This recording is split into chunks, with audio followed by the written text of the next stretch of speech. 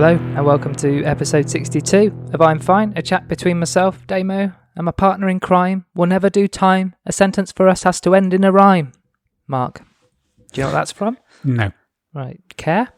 Yeah, go on. Do you? Yeah. Oh, no Ant and Dec. Yeah. Remember when they were PJ and Oh, Duncan? psych. Yeah? Let's get ready to rumble. It's a good line, that, isn't it? Yeah. Sentence for us has to end in a rhyme. This is a chat around the subjects of health, wealth, well-being, fitness, sport, and I like that we're adding a bit more sport in.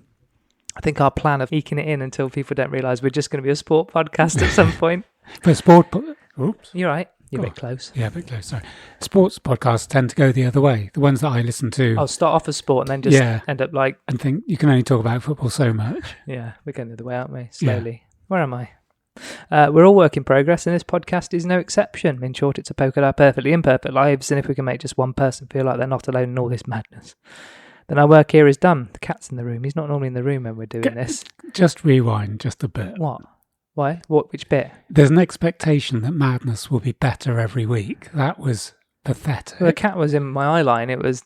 What? He put me off. I didn't want to... He's quite a jumpy cat. Yeah, he is a jumpy cat, yeah, isn't and he? I don't want to scare him. Okay. All right, that's fair enough then. I can't really do that now. You silenced me totally, didn't you, last time? I started singing the Madness song, and you edited it all out. Well, I did have that line. I was actually going to do it one of these days. Were you? Okay. I've done the intro. Make sure you subscribe to us in your podcast app and follow us on the socials by searching for I'm Finecast. And please do drop us an email at imfinecast@gmail.com. We do get a few more emails these days. Yeah. They're mostly for you, but there we are. It's like you're in personal. No, answer mailbag. Keep reminding me because I'll forget. Oh, we got something. I'll write it down. Google is now playing our podcast again. Phew. So I like to think it was me, but I can't be sure. I spent a lot of time working on it, and and it suddenly started working again. I'm going to do something now, which is going to really annoy people. Will it annoy me? Not right here, right now, but when you're listening, depends where you listen back in your headphones, don't you? When you're on a walk or something, don't you? You like to listen to straight after the edit. I listen to late at night on the headphones. With your headphones on, so you're not listening to it on a loudspeaker or anything like that. Okay, not on my stereo system. So all your hi-fi system, your stacks. I bet you've got those, haven't you? I bet you've got record player, separate amp.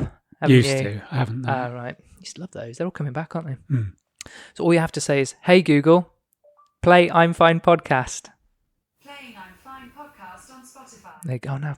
That's what's going to annoy everyone because, hey Google, stop. Hammer time. Last time I said that in the car, my phone suddenly started kicking in. Okay. The Google, so that hopefully everyone's Google device has now gone off. And you could also listen to us on Amazon Music now. How would that work? What? Oh right, sorry Mark. Let me tell you. I've no idea. By going, Alexa, play I'm Fine podcast, and it will. See, so hopefully that's either just set everybody's devices off. There's one slight slip in what you've just described. Why? What? They'll be listening to us already. Yeah, but if I'm in the car, that would have set my phone off. My phone would just then go into Google Assistant. Oh, so you can have us twice? Well, yeah, but interrupt, our beautiful voices. So 2 podcasts at once. But then it will play, say you're listening to something before or on Apple. Well, you'll be listening to this. Yeah, but you might be listening to this on your app, but it loads up. If you use your Google Assistant, you can choose which app you want to play it through. So it'll either load up Spotify or load up whatever. So I'm going to have to let the cat out of the room. Okay. Let the cat out of the bag. Scaredy cat. Did you not ask Colin because of the allergies? Yeah. I don't think Colin's coming back. Oh, after your comment? Okay. Just going to leave that to mailbag. Letter of resignation. Your Premier League / Premiership letter was so good that... What do you mean my letter? Well, that's the point I'm going to make. Oh, right. I did have 2 people. What, have you? What? Say... Think it was legit? Yeah. Idiots. One's really big, though. What do you mean? Will it beat you up? Really heck. You will. I won't say who it is, though. I could take anyone on. I know him, don't I? Wayne. Yeah, he's a pussy. Right. I'm going to start a new podcast. It's Wayne. He's all talk. Hello, Wayne. Oh, I'm waiting for the edit. Love you. Coming up in this episode, catch-ups, bookmarks. We've got a little something from you. We've got something written down again. You must be in business. Yeah. Called Controlled Opposition. Yeah. We've got some mailbag. I'll keep reminding you. Yeah. Mark, Have you got something spontaneous? Yeah. Go on then. Do your best. I like your top. It's exactly the same as mine. Yes. Wow, we must be twins. We're now dressing the same. Yes. It's a nice black top. It really goes with your glasses because they are black too. Your top is also black. It goes with the bags under your eyes. You're not quite understanding the positive bit of this. Okay. This isn't a factual statement. It's beautifully reflected in the bags under your eyes. That's more like it. You got it. Poetry. It's just a slight twist. That was all it was. It all was needed. Well, ginger and black, you're sort of wolves, aren't you? Gold and black till I die, mate. Yeah. Kiss the badge. Do you have a song? A wolf song? I have a few songs. Yeah. Just like one that's not really like, come on, you wolves, but something that's like your club song. We have got... Oh, what have we got? You put me on the spot. There's some songs, isn't there, that's the same... Because every club has it. Yeah. They're just slight variations. Don't say the club name. That's all. Like, come on, you know. Yeah, the colours. We love you. Insert name here. We do. We love you. Insert name here. We do. Yours has got to be the longest name in football, is it? Oh, that's a good one. Wolverhampton Wanderers Football Club. Might be. Queen's Park Rangers. It's quite long. Are you talking letters or words? Nuno had a dream to build a football team with Chinese owners and a wonder kid from Porto. With 5 at the back and pace in attack. We're Wolverhampton. We're on our way back. Most clubs have got that one, but they just changed the words. Okay. Do you like that? Okay, you've missed the point What? I'm trying to make. Those are just modern day, aren't they? Do you not have a club song? So with Liverpool, like, you'll That's never not what walk alone. Yeah, we have Hey ho, Wolverhampton. Fucking hell. Everywhere we go. No, a club. Hold on, no one has a club song apart from bloody Liverpool. We have a club song. Oh, Right. I'm not going to sing it. come on, play the game. No, I'm going to put a tune on.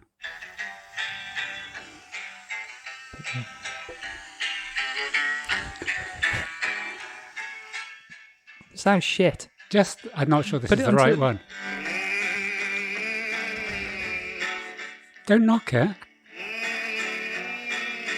It's almost like the one I've just done. Don't tell me people down at the Rovers just go. Right. Number one. Do they? Number one. There are words to it. That was just the Look, I've just sung it. back right? in the I've day. just sung mine. Actually, not every club has a What? A club have song? a song like you never walk alone, or they haven't adopted a popular song as their own. I think they do. You think every club? Yeah, but some clubs play it when the players come out, like the Wolverhampton. Yeah. You I don't mean that. I don't mean adopting. We're a forever song. blowing bubbles. Yes. That's what I mean. That's A what I'm club- talking about. That's literally what I've just said, and you wouldn't know a song like a. Yeah, but you're Yeah, talking we about play. tunes. Dun, dun, dun. Yes. Hold on, what are you saying? I don't know what you're saying. This is flowing. We're forever blowing bubbles is a song. Yes. A popular song had nothing to do with West Ham before until they started singing it. No. Right. Correct. Hi ho, Silver Lining, right? Yes. Is a song. We've adopted it and put Wolverhampton in. It's really clever, right? Okay. Let me. And when we play it as the players are coming out and just before kick-off, Right. which is what West Ham do. Exactly. So let me just clarify. Liverpool don't play Never Walk Alone. Yes, they do. Not before the players come out. Yeah. No, they don't. It's not their song they come out to. I would say they do. Do you want to look it up before we go any further? This is all coming out, but Let's do this later. how do we get onto that anyway? Ginger. Oh God, yeah. I don't know if this will work. We'll just give it one go.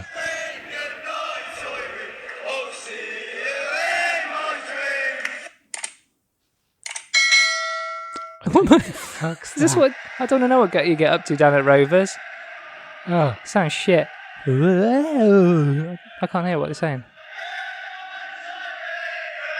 This has gone well, football. move on. Move on. Vaccine update. Mark, last week I had the vaccine, didn't I? Yeah. I was all right during the podcast. Yeah, you were. What, you were? And just Buzzing. I edited. Yeah, it wasn't I? Because I think you said in the week, was there any cocaine in that vaccine? Because you were like on one. I was like, what are you on about? Then I listened through the edit, and I was like, yeah, sorry Really, about there that. is. Yeah, and I coughed a couple of times towards the end, which I edited out. I felt my throat was closing up. Okay. But after you left, that was it. I was all downhill from there. Yeah. Next 48 hours of just illness. Ill. I think I had every one of those things I read out on this paper. Yeah. On the paper. Yeah. 1 in 10 means all 10, doesn't it? Yeah. And I've asked around everybody I know Yeah. who I've asked has been ill for 48 hours. And everyone's using the expression. One of my clients used the expression exactly the same as you. Feel like I've been hit by a bus. Yeah. Literally raging temperature. Yeah. Really ill, calling 111 or whatever it is. Oh, it wasn't that bad. No, but they were. People have proper. been bad. Yeah. I said I've been fine for like 18 months and then wallop. Still, you'd be fine until the booster in September. Well, yeah. Well, I've got November. I think, yeah, I got 10 weeks to my second one, and then I've got to think about booster jabs. On Sky News this morning, Vaccine Minister Nadeem Zahawi said the first booster doses would go to the top 4 priority groups. Actually, I don't even know what the top 4 priority groups. Oh, right, so not police and frontline care work and all those kind of things. Okay. Oh, including care home staff, NHS workers, and the clinically extremely vulnerable. Yeah. Okay, so still not police, right? So they're not included in that again.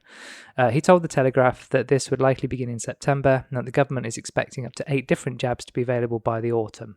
We're going to be pincushions, aren't we? We're just not going to end. Well, there'll be one a week, wouldn't there? Come for this one. It's not allowed to end, is it? We've got variant 483XYZ, right? In you come, bosh. Washing up on these shores.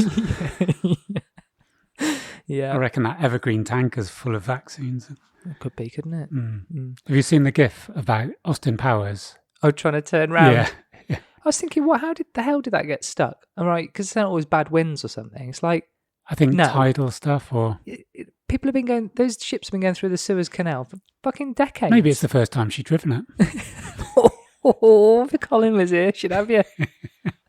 A number of these boosters will reportedly be manufactured in the UK, which could ease the pressure on supplies amid tensions with the European Union as it faces shortages from AstraZeneca. These will apparently, I've just been looking at, these will be quick to rattle out now, I think, these boosters. Because they basically don't have to go through the same trials now, which I found out. You think they'd all have to go through the same, but they don't. Would you like to know why? No, I don't even want to talk about this. Why? It's pretty the content. What do you want to talk about? No, the whole thing. You're right. Doesn't matter. You've never had one. I've had one. I'm sore. I'm hurting. My arm's still hurting. I'm just a week cross. later. Yeah, I'm cross as well. Not going to get us anywhere, is it? No, I'll be mindful for a minute. Anyway, I'll save you the time. Go on then. By saying, because the sequence, it's basically a change of sequence in these. Yeah. Don't. I'm not. You're not in the mood. This can go on the 2 But apparently, ways. there will be like not tens of people to try. They won't have to go through hundreds and even thousands in the trials. A couple of rabbits when they finish doing the shampoo in their eyes. Don't even have to bother with animals. Why either. the fuck are we having boosters? This is. Oh, don't. I know. Next. How many deaths for any reason within 28 days of the vaccine, Mark? Would you like to know the number? I found the number today. I saw you sent the link when I said Hancock. He was so... Hancock. Yeah, we're not good on that one, are we? Did you actually watch the bit of him in the House of Commons? Oh, yeah. Stuttering on that. Yeah. I was just stuttered on the stuttering. Yeah. Because he was asked, wasn't it, exactly that question? Yeah. And he turned around and went, it might be possible, if I can... I'll get back to you. Yeah, privately. Yeah. Yeah, the answer to your question is 8. Oh, you don't know. That's the sort of thing, isn't it? I saw a freedom... I'm sorry, I thought you'd actually found some information. I do have a number for you. Okay. Would you like to know what it is? Yep. This is on the Office of National Statistics website. Yep. So have a guess. Ooh, just a stab in the dark. Well, the number of people that have died. The number of people that have died due to adverse reactions to the vaccine. Is that how it's phrased? Because of adverse reactions? Yeah. Just before I have my guess. So, on this morning, the presenters had a GP on, and it was a phone-in for your vaccine concerns. So this woman rang in, Hazel from Dursley, and said... Legit, was it? Yeah. Representing? Local? Yeah. I think I know who she is. No. Yeah, Hazel True. And she rang up and said, I had the vaccine 7 days ago, and I was fine for the first 24 hours, and then I've had blinding headaches, massive temperature, goosebumps all over, blah, blah, blah. It's now 7 days. She's still feeling shit. Feel shit. Wake up, but she said I'm taking paracetamol and everything through the night, and when they wear off, it hits me again. Yeah. And the GP said, well, it's well known that a lot of people, or most people, or 1 in 10, will have something for 1 to 2 days afterwards. That was to be expected. Mm-hmm. She said, so if it's gone on for more than 2 days, I'd suggest it's something other than the vaccine. What a strange response. Yeah. Yeah, I had it 24 hours after taking the Yeah, vaccine. but it can't It's be that continued. then. No, it's mutated into pneumonia. Oh, the vaccine's mutated. God, Yeah. imagine that. But it just seems such a strange thing. It's almost like, well, it can't be the vaccine now. We can rule that out because that only lasts 2 days. Yeah. And it's only 1 in 10 anyway, so it has to be something else. Yeah. I'm almost up to 10 people. I'm up to about 7, and every one of them has been nailed. That means there's 70 who haven't, though. Yeah. Okay. Oh. What's the number then? So So you've got to guess the number. tell me what the thing is again. Number of people. So someone asked the ONS. They said, you asked. Yeah. I request a copy of all data showing deaths within 28 days of a COVID vaccine in the UK since November 2019 till present day. Deaths within 28 days? Yeah, of a COVID well, vaccine. It's going to be thousands because it's in one nursing home, 12 people died within a week of having it. So yeah, it'll be thousands. It has to be thousands because it's people over the age of So what's your guess, 85. Mark? Thousands. Yes. Just give me one number. 4,361. No, not even close.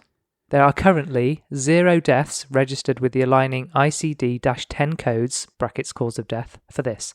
However, this could change, and it'll be updated in this table. So I found the table where the monthly mortality analysis, this is table 12 in the monthly mortality analysis table. And I've got it here, and I've opened up the spreadsheet, and yeah, absolutely no deaths whatsoever. So, should we move on? Because that just can't be argued. Well, let's just finish with good news. I should put at the end. Bristol protests. Mm-hmm. Right. Mark, the last 3 days, there's been a little bit of argy-bargy, so we say, in the streets of our beloved city. Particularly last night, there was some more trouble on the streets. So I'd like to know where you were between the hours of 5 p.m. and 11 p.m. yesterday. And I'm not suggesting for 1 minute that you were in any way part of the violence down there. But if there's anyone in this room who'd raise any suspicion on past form, it ain't going to be me. Okay. I can categorically say that, what was yesterday? Friday. Yeah, all day. From the hours between 5 and 11, I was nowhere near any part of central Bristol, categorically. Okay, right. Between those times. Good. Yeah. That's good to know. Mm-hmm. Shall I move on? Or yeah, you shouldn't have been so restrictive with your time. Were you in Bristol town centre at any... After 11, yeah. Too right. It's when all the fun starts. I'm not going to go there at 5 for a peaceful protest. I meant 11 a.m. this morning. Sorry, I misread my... You should have said, 2,300 hours. The captain will be on to you. Have you been anywhere near Bristol town centre in the last 24 hours? Yes, Mark? I went to do some investigative journalism. Did you? Yep. Blimey, we haven't had this before. No. You should have kind of broadcast live. We could have done it on Instagram. Live stream. There was a live stream, actually. Yeah. So, anything to report? Did you see anything? Anything to see here? It was really interesting. It was fascinating. Okay. I'd seen on the live stream what was happening, and I'd seen one or two things. Because it started quite early. People started gathering maybe like 4, 5 o'clock down on College Green, didn't they? And people were getting... There was quite a nasty attack on 4 or 5 people with riot shields that was quite upsetting. Or people with... Because I saw non-police people with riot shields. Yeah, no, policemen with people sitting on the ground. Oh, so the police came in and just were forceful to people sitting... Everybody sat down in Baldwin Street to make it a peaceful protest. Right. Because I think the word on the street was like, we're not really getting anywhere by smashing everything up. Right. So everyone was there picking flowers and giving them to... It was like a Banksy thing had come to life. Right. Like people with daffodils trying to give it. And they were singing a song when I was down there was, you're sexy, you're cute, take off your riot suit. And it was like... Okay. That was the... They're trying to get the police naked, were they? Yeah. Okay.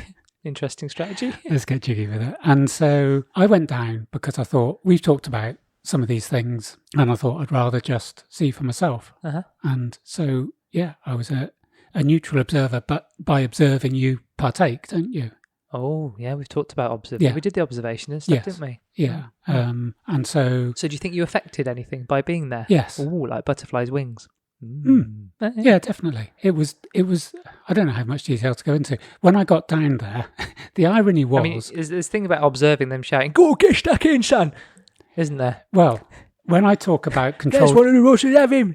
When I talk about controlled opposition in a minute... Okay, yeah. There is a quote from a French guy around... You've written this down as well? No, you can leave it. You can tease the French. It's a French guy. Yeah. Okay. And he basically says, our species has fallen victim to the horrific vision of unthinking crowds. And it refers to the propensity for a person to copy a certain behaviour of others in the vicinity or whom they have been exposed to. Yeah, okay. And this is what I was going to speak about. Is that sheeple? Yes, there is an element of that. Mm-hmm. So when I had written this, Controlled Opposition, which had come out of nowhere, I'd seen a Lenin quote and it fascinated me. Mm-hmm. I then thought this is exactly what I'd written for today's pod was exactly what was happening in the Bristol protests, or could have been, because there's elements of the Bristol protests to me that make no sense. So one element is the 10 most wanted people from the violence on Friday night, only one of them wore a mask. Now, I know from being in positions where you wouldn't want to be identified with people who've got video recorders on their uniform, and legitimately you can have a mask. Why do you go down to a riot with your face, people with, open tattoos or funny hats or, so identifiable. You don't do that at a riot. I remember that guy down in Capitol Hill, the one that looked like Jamiroquai. Remember him? There he is. yeah. How did you find me? Fingerprints. You got antlers, mate. Hoofprints. But you're right. In the time, I saw some proper balaclavas down there. Yeah. And, they were just being safe. Yeah, weren't they? Yeah. There was a guy there with a white balaclava and a fur coat. He looked like Del Boy in the IRA. Getting together. It was like selling dodgy gear, but it's dodgy machine guns.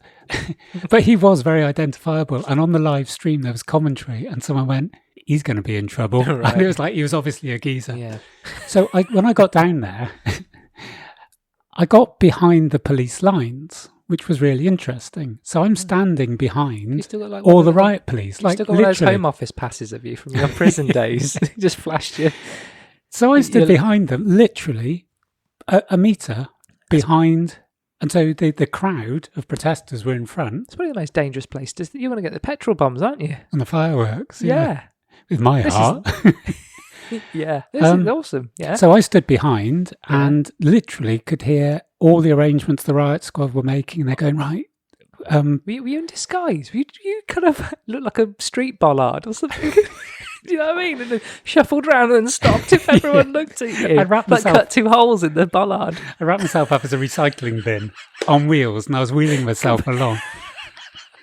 I can picture you doing that. At one stage, one of them rested their shield on me.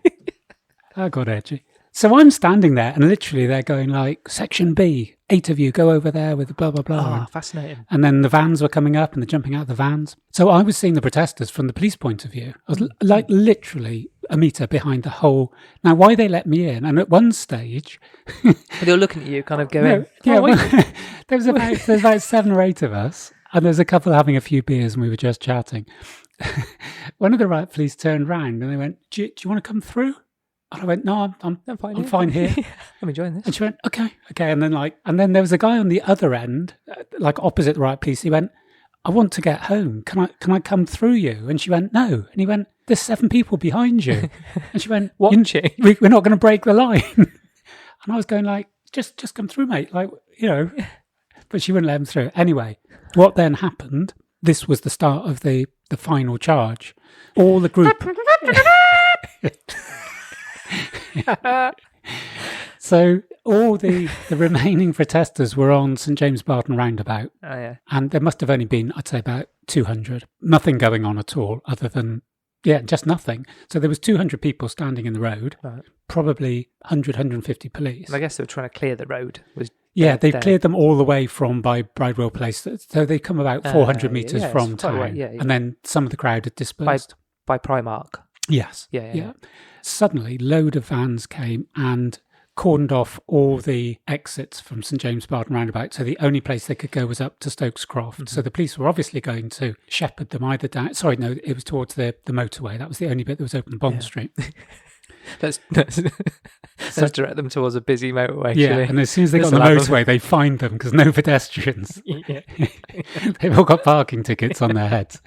Yeah, so the police more and more police came out, so the line got bigger and bigger. Then you could hear all the dogs, and then suddenly the horses came. Oh, blimey. About 8 horses, and literally just charged, just out of nowhere. You could hear them arranging it all. That's exciting. And this guy going, move, they're coming. And then full pelt, the horses come through. It was like a call sign for the horses. Yeah, they just ran through into the crowd. These things are massive as well. They are massive.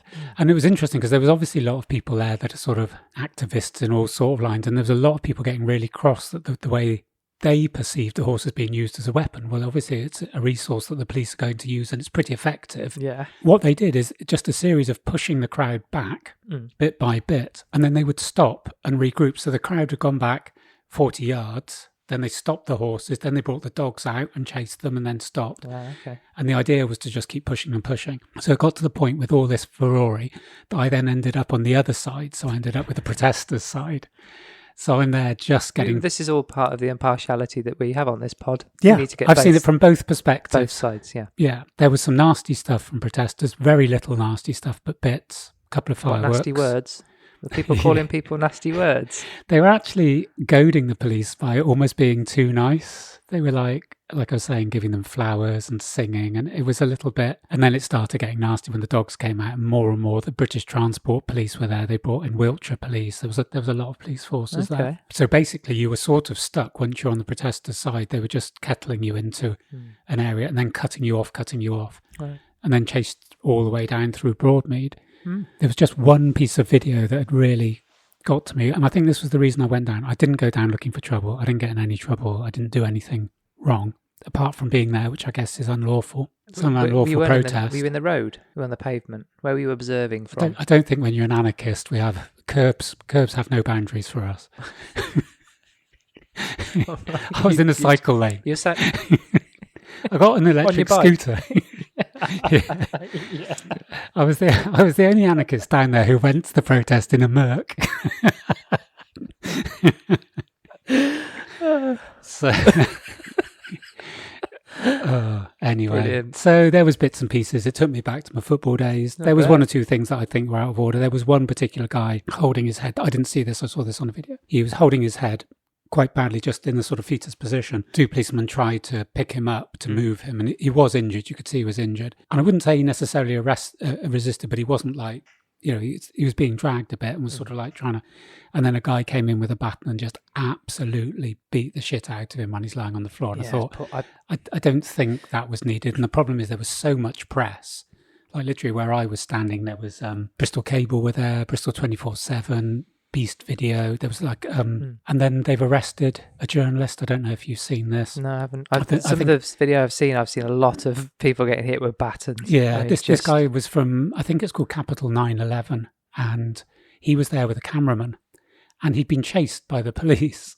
And then there's a line. I don't know if you've seen this. There's a line of riot police. It's very, very well filmed. One of the policemen said to him, "What are you doing with that camera?" sort of thing. And he said, "I'm live streaming this on YouTube."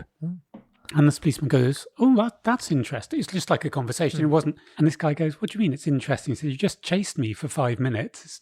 It's all on YouTube." The policeman said, "Oh, it's just like, I didn't know you could live stream," like showing it. You could see the conversation. And the copper went, "How does that happen then? How do I know the stream? How could I actually watch this? What's happening?" sort of thing. And the guy goes, "Yeah." And the copper had his helmet on, and he went, the guy goes, "Oh, this is the channel or something." And the copper goes, "Sorry, I can't hear you." And the guy goes, said it again. And the policeman said, "Seriously, lads, with all this noise, can you just come a bit closer?" And he went, "No, because you'll hit me with your baton." And the copper basically put it down and go, "Don't be stupid." And he went, "Well, as long as you promise." This guy takes a step nearer. The copper jumps him and arrests him. Whoa. And he's arrested him for... having a YouTube channel. No, for being there on Friday night. And what? Because we shouldn't have been. He said, "You're wanted. You were here for incitement to violence on Sunday night." And that's why they were chasing him. And he went, "I'm a journalist." And he went, "I was in London on Sunday night asleep." And it's still being filmed because the other guy's filming him. So they're reading him his rights, took him off. Find that. So it'd be really interesting to see, because some other YouTubers have gone like, "We think he was in London on Sunday night." And literally, it was just so mean of the police to sort of like, "Yeah, come and tell me about your work. You're nicked." On the BBC News this morning, one of the paragraphs said Daily Mirror. I don't know if it's the same guy. Daily Mirror attacked as well, yeah. Oh, yeah. Daily Mirror journalist Matthew Dretch posted a tweet which said he showed him being assaulted by officers as they cleared the city centre, despite telling them he was a member of the media.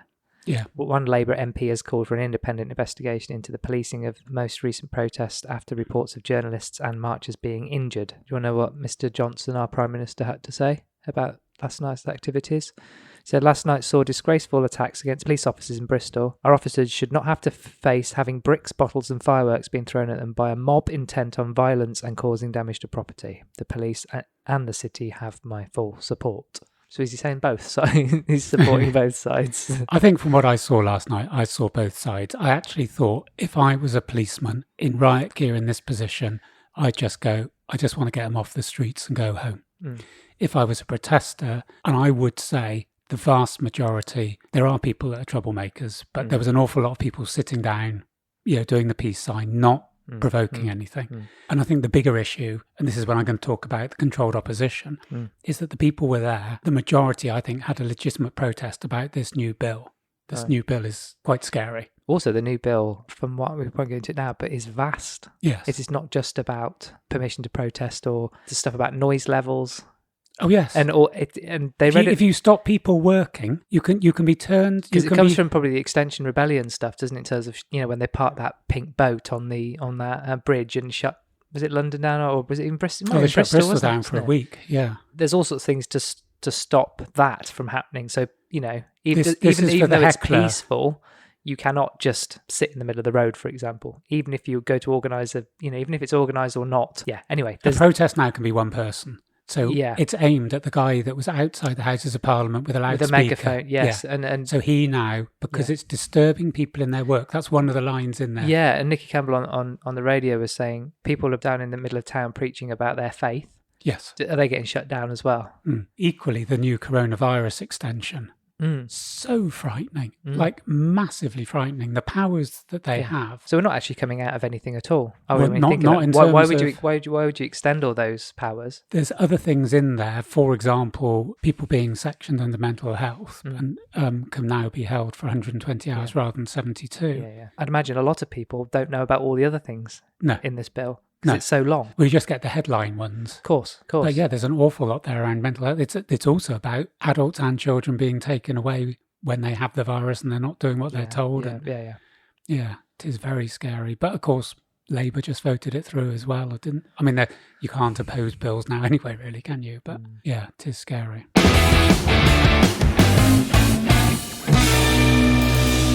I'm gonna read the last... I'm going to read my conclusion first, just because it's relevant to what we've said. That's what you had to do at school, wasn't it? Is that kind of start with your conclusion? Yeah, kind of your hypothesis. Executive summary. And then kind of disprove or prove your hypothesis. When I describe what controlled opposition is, this will make more sense, but relevant to the Bristol protests. And the reason I went down yesterday was literally because of everything I've read here.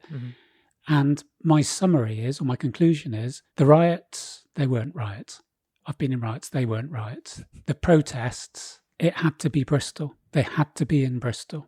They wouldn't have worked the same way anywhere else. And I'll explain why when I tell you about controlled opposition. What happened with those protests is that, in effect, they undermined the cause they were fighting for. As they so often do. So often do. And then you ask yourself the question... Like the Extension Rebellion, we've already mentioned them. Yes. Everyone's like, yeah, okay, I hear what you... And then they just piss everybody off. Yes. And you're like... The thing, you may have good reason, this may be a good cause, but I'm so pissed off with you right now because I'm late for work or whatever. Yes. And I don't want to hear your story. And you've just fallen straight into my trap because... You're welcome.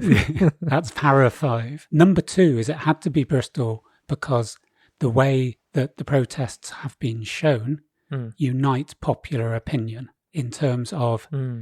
That's why we need to do something about protests. Yeah. Therefore, we do need a bill. Yeah. These guys have just proved the need for a bill. Setting fire to riot vans. Yes. What next? Yeah. My third one was vehicles. Can you actually see through this paper? Yes, I can. Okay. My third one was vehicles. What I was saying is that the pictures of the vehicles and the fire are very striking.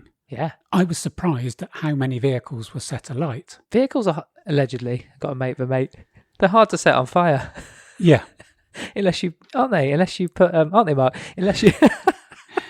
I have got a story about that, actually. But I saw a guy, there's that, the content is awful, but there's that lovely picture, isn't there, of that kiddie in Bristol doing a kickflip. Was that from kind of Sunday night? The guy falling off the bonnet? No, that's a completely different video. There's a riot van on fire. Someone kind of running away, and then someone popping like a kickflip on a skateboard. It couldn't be more Bristol. But it also couldn't have been more staged. It was brilliant. Yeah, it was brilliant. But then I saw another video where there's a guy. The riot van's already on fire, and he's got a bit of cardboard, and he's trying to put it underneath. It's like it's not a bonfire, mate. No, you know and it was being driven. Yeah, but I think the question, when I looked up the vehicles, it was X number of vans had been set alight, and I think it was 8 vehicles that were used for something like community integration work. All right. So I've looked into that, and it basically means plainclothes or unmarked police cars. Yeah. So 8 of those. The point I'm making, and this isn't a judgment or a statement other than saying, is that when you see a riot van on fire, that's a scary image. Yeah. As you say, a lot of those, had people in where they were set fire, but some that I've seen didn't have anybody in. Anyone quite appreciates who hasn't been near a car fire, just how fucking hot it is. Yeah. So where those pictures were being taken, you probably couldn't stand there for very long. No. Those things are fierce. But no matter... Yeah, I don't want to comment on this other than say, like last night, I couldn't see how anyone last night would easily have been able to set fire to a police vehicle surrounded as they were. You basically need to throw a petrol bomb on and it go under it, up the side of it. But to take out 11 or 12 or 40, depending what report you want. Yeah, exactly. And as I'm saying, every one of those seems to have been captured as a picture. Yeah.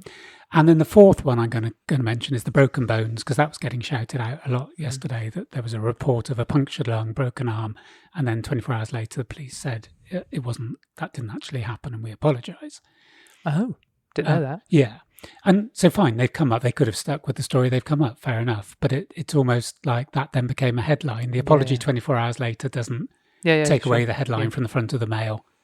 Punctured lung and 20. Yeah. So what we're going to talk about is a Lenin quote that says, "The best way to control the opposition is to lead it ourselves." And I saw this and I thought, I sort of think I know what he's saying, but I don't know if it's true.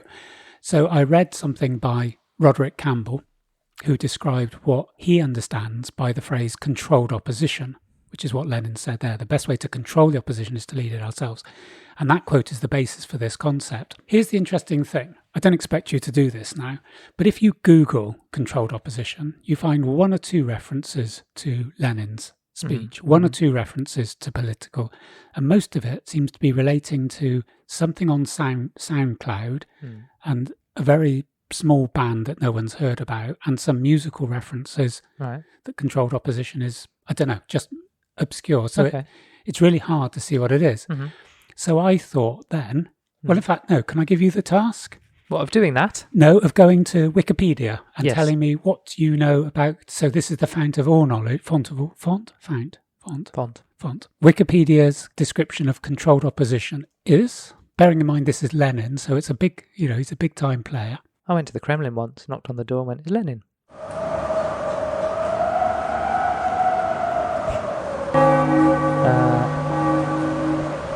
This might be what you're getting at, Mark, but there's actually nothing.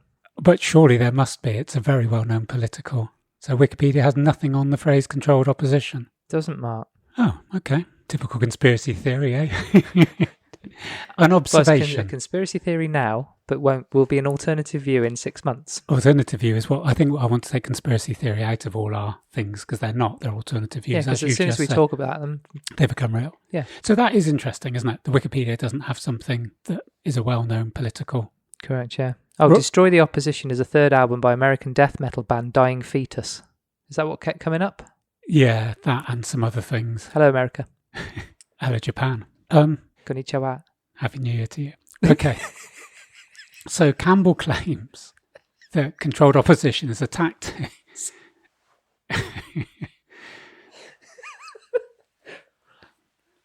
Sorry, carry on.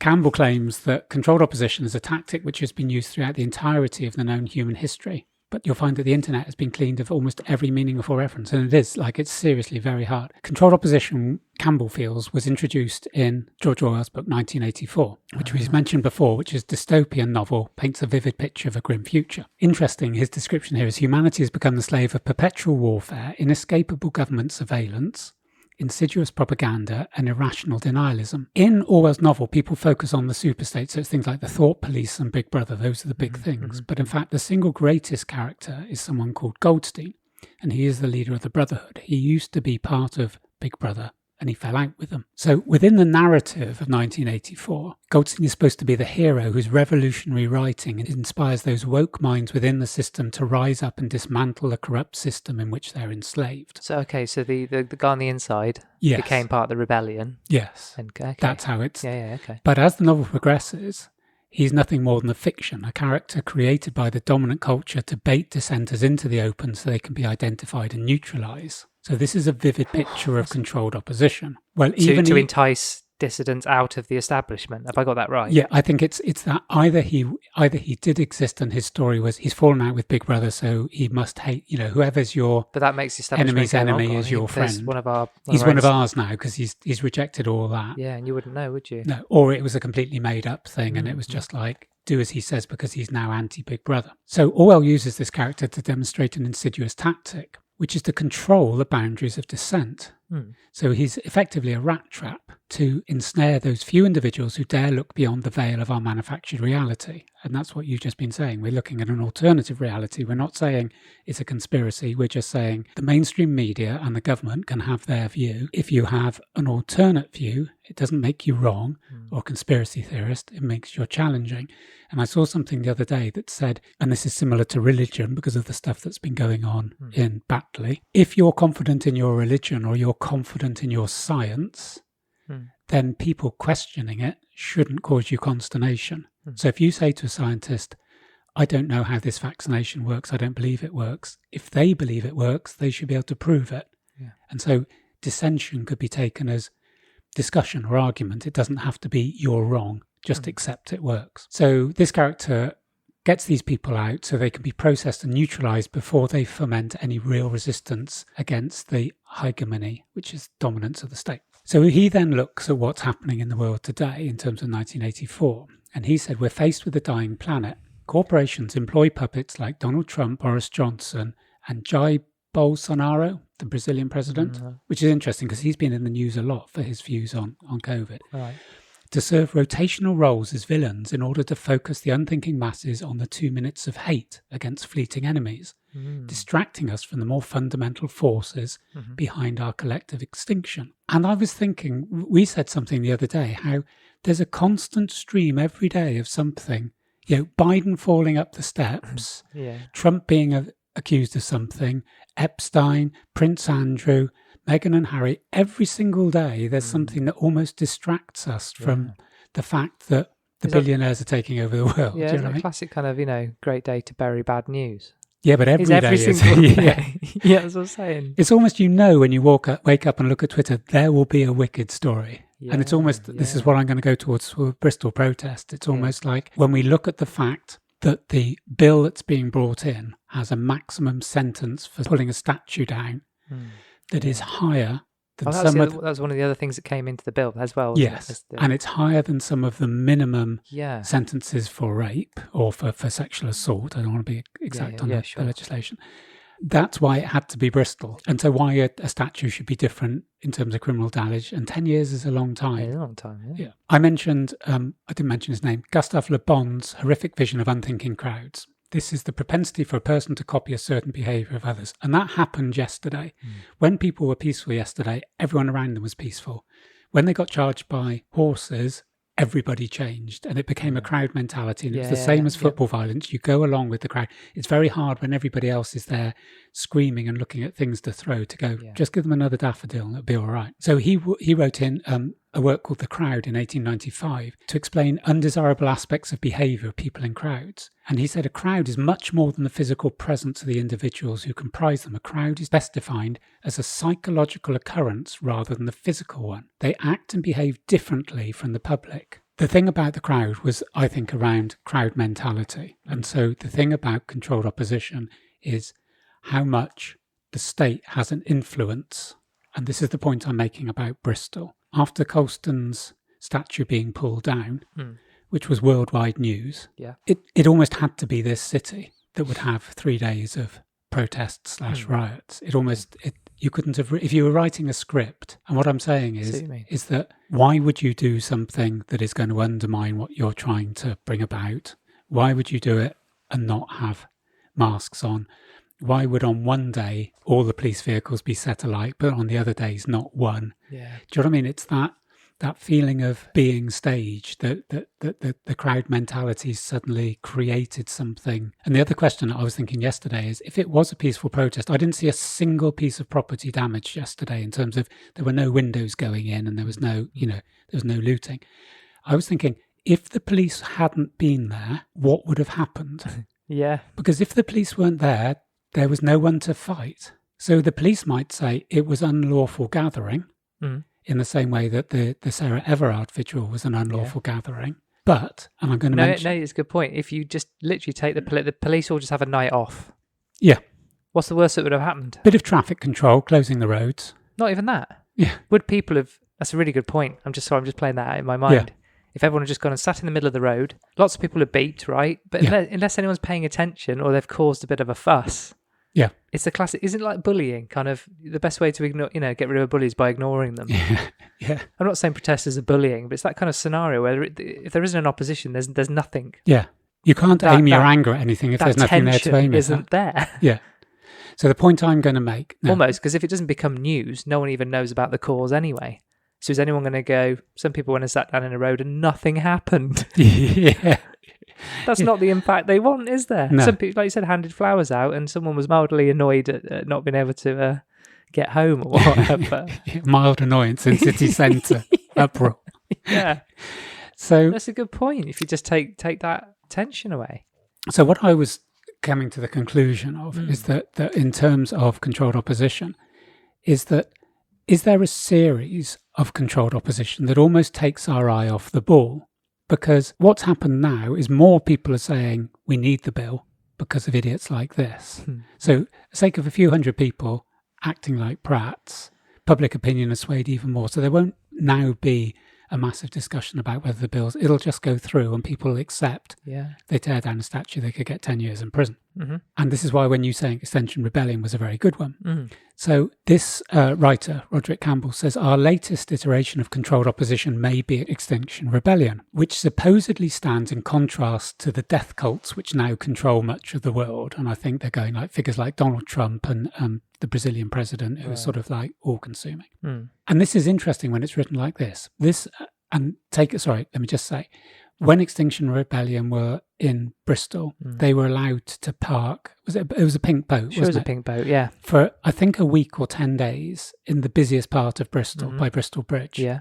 And it wasn't moved on. No, it wasn't moved on. So someone has said... It wasn't forcibly moved. It wasn't dragged out of the way. But if I or you went with our football team and decided, supporting our professional football team, and 1,000 of us said we're going to sit in the road, we would have had a baton round our head, been arrested for public order. But you can put a massive... So how come that is therefore allowed? Happen? Yeah, right. One of the protests in Bristol yesterday was travellers were protesting because they're basically going to be moved on a lot quicker. So they were on College Green. Now, they were moved on very, very quickly in the protest. People they ripped their tents down because they put tents up and they were all moved on very, very quickly. Right. But Extinction Rebellion weren't. No. And they had sound systems and they were dancing and traffic was absolutely... for a week in the centre of Bristol. Yeah. So what they're saying is that Extinction Rebellion, and then he's gone, this supposed resistant movement is made up of privileged members of society who drape themselves in the robes of moral superiority, while simultaneously largely ignoring the enslaving of children in cobalt mines necessary for their iPhones, the devouring ecosystems through their toilet paper, and the burning the planet alive through their fossil fuel consumption. And that was one of the things that came, that people were joining, like basically driving to go up to be in a protest about climate change. Yeah. And the guy who is behind Extinction Rebellion is having a lot of young people doing the dirty on the roads stuff while he's sort of masterminding the whole thing. Okay. We are led to believe that street theatre, weekend marches and media interviews are the fringe of rebellion. By framing the world this way, they are effectively controlled opposition, Joining their cause in its current form does much more than add us to government lists, confines us within the predetermined boundaries of the death cults who are at this very moment leading us to global extinction. This, to me, reminded me of the plastic straws up the turtle's nose. If you're worrying about the plastic straw at the turtle's nose, you're not worrying about Amazon or what Facebook are doing. And now it's just come out, they're the two biggest lobbyists of US politicians, Right. Amazon and Facebook. Right. Like, Yeah. what are they lobbying? Yeah. You know, and so you can ignore the big issues because these side issues like Extinction Rebellion is doing fuck all. Let's be honest. It isn't changing the world. It isn't having any effect on climate change. A few people might feel better about it, or How effective is it? I don't know. yeah, I couldn't answer it. I'd say not as effective as Greta speaking on a lectern. yeah. I would argue. But what I'm saying In is, terms of positivity and positive reinforcement and education and not pissing anyone off. Because pissing anyone off never got anyone anywhere, you know? but what I'm saying is that if they're allowed to have a protest, and they did this in London for a long time, and in Bristol, it almost looks like, well, how come the authorities are allowing that? You or I could not park in the middle of But Bristol. is it what it's in the name of? Is that what you're saying? Yes. And If it can like, then... because we talked about a couple of pods ago, if it's in the name of a greener world, an environmental utopia, you know, just turning this shit around, everyone's like, fair game. That's why all the big companies are going on about green so much, is because they can ride in on that charger. And Yeah, what I'm saying is Extinction Rebellion could have street theatre, they could have graffiti, they could have closing down roads in Bristol. Like, whole bridges were closed. People had to have massive it was diversions. shit. Yeah, It was shit. there was people that couldn't get to hospital because Yeah, roads true. were blocked, People missing couldn't their get to babies being born. missing appointments and stuff. Well, yeah, someone right. missed their father died, didn't they? And they couldn't get to them in time. So it was major upheaval. The point I'm making is that was allowed by the authorities. And is it because it's, in inverted commas, green? Is it because it's part of controlled opposition and it's like keeping the masses happy because you can see something's happening? But why should be any difference that when people put up pop-up tents on College Green the night before last, they were ripped down within 2 hours of being there and everyone sent back to their homes? How can that not be any more legitimate than someone blocking the street? So the authorities are now making a decision based on what? The validity of the cause? Yeah, right. And in which case, who decides the validity? Yeah. So the final bit I want to say is that in American politics, he says, we're asked, will you vote red or blue? Environmental activism, we're asked, will you perform street theatre or deny global warming? By controlling the opposition and defining the parameters of acceptable rebellion. And I think that's the point. It's acceptable rebellion. The forces of death nullify our ability to meaningfully resist our own annihilation. The idea behind this maxim is that if the state allows a certain amount of opposition to exist, and often infiltrates protest movements or steers them from afar, then dissidents are permitted to bleed off tension without actually endangering the regime. People with the savvy and energy to organise real trouble are swallowed up by doomed groups fighting for doomed causes. And that's how it felt, that what happened in Bristol is now just going to disappear. Nothing's going to change. Yeah. You feel you've had your voice. Achieve nothing. Yeah. We've controlled you. We've shown who's in charge. And now everything will just go back to how it was.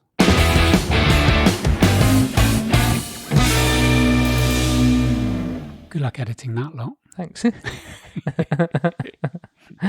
You said we've got mailbag, Mark. This one is going to blow your mind.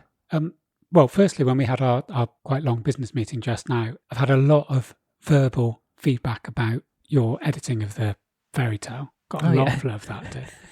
I think the whole fairy tale got a lot of love. I think that could be a feature. But I think this is my favourite one. From Russian Spy. This is why it's encrypted. You just had to decrypt it, have you? Oh, and now I've got to press bloody translate. There's a Russian thing, Kremlin, Lenin. Yeah. We've had Lenin, Yeah. Russian Spy. Spooky coincidence. We love a spooky coincidence. Oh, don't we just? Do you think that advert I got on Instagram for cleaning your pole for pole dancers was a spooky coincidence? I'm trying to see why that... I wasn't going to bring that up, but you've just brought it up. You sent me right. We'll come on to Russian Spy in a minute. Okay. We've just got more important things. Yeah. Talk about cleaning fluids for poles, as in poles that you dance on, right? Yes. So you sent me this X-Clean 100ml single bottle of... talk about niche products, right? Do you want to read the? I'd love to. Can you do it in a good advertising voice? No. Okay. So X-Clean 100ml single. When nothing else works, X-Clean is there to remove the most stubborn marks and residue on your pole. I mean, residue is probably the word I struggle with on there. If you've got residue on your pole, I mean... I'm not actually sure what we're talking about now. It is. It's for pole dancers. For pole dancers. Yeah. Right. So and I received an advert for that. So I understand, right, that, areas of your body will touch that pole. Yes. Not got a problem with it. No. Fucking art form. Good luck to them. It's amazing. Some of the stuff's amazing, isn't it? Yeah. Gymnastics. And we've been to some establishments Gymnastic in our time. establishments. In our time, haven't we? Yes. On our tours, we go to gymnastic establishments just to appreciate the athleticism. Well, the ballet, I like to call it aerial ballet. Yeah, you're always going on about, can we go to the ballet now? Come on, we go to the ballet. Drink up, lads, want to go to the ballet. Yeah, that's all coming back to me. But we've seen some where they've kind of dropped 10 foot upside down and landed an inch with a head an inch from the stage. Yeah. It's impressive stuff. Yeah. Isn't it?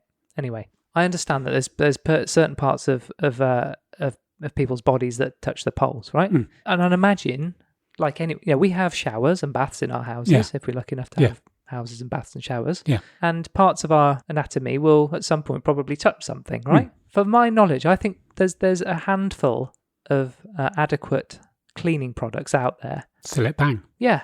Sif, Diff, formerly Flash. known as the cleaner formula. Yeah. But there's something specifically for body residue and I guess just sweating in it to wipe off metal. Yeah, there are cleaning products. Yeah. I don't understand why it has to be so niche. Yeah, an X clean. Should be XXX clean, shouldn't it? But Flash isn't ever advertised as, to clean your pole of residue and... Do you know what I mean? Maybe they should. Maybe they're missing a trick. But... I saw an advert for... Not an advert for bleach, but a discussion of bleach the other day. I think it was Dettol. It says kills 99.9% of all known germs. And underneath, someone had written...